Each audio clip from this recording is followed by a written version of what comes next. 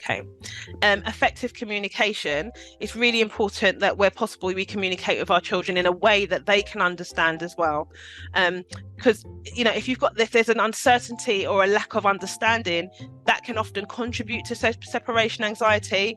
So making communication clear, in a way that's child friendly and in a way that the child can understand, can be vital in supporting your child. And that may not necessarily always be in the traditional verbal way. It might be a case of drawing pictures, or you might read a book about starting school or nursery, or watching a cartoon or something with them, and just having those conversations where possible. Or even for the child, they might prefer to do drawings or something to kind of express how they're feeling.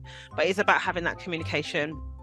And it's really important to provide children with information about their experiences and the reasons why they're potentially feeling that way, because it helps to kind of normalize it, but it also helps them to have realistic expectations of the new situation and start to understand why they're being separated from their caregiver. So it's about being like really transparent with our children where possible, about what's their situation, why they're starting to go to school. They're getting older, it's what happens. And if they are expressing feeling nervous or anxious, normalizing it, that it's completely normal, it's understandable. You're going into a new environment with new people. It's completely understandable that you're feeling a bit worried about it.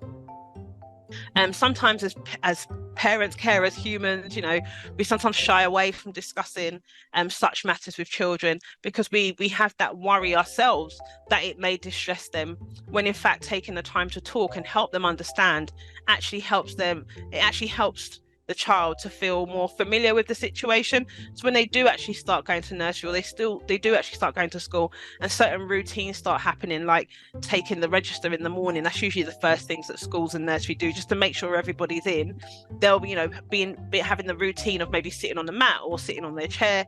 If you've spoken to them about that, they'll start putting the dots together. So they'll remember that mum or dad or grandma, whoever, spoke to me about this, and it's actually happening. Like, so what they've said is actually happening.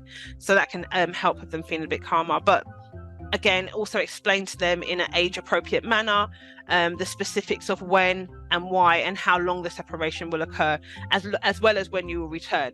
So you don't have to be necessarily specific about I'll come and pick you up at 3:00 in the afternoon if that's the time school finishes.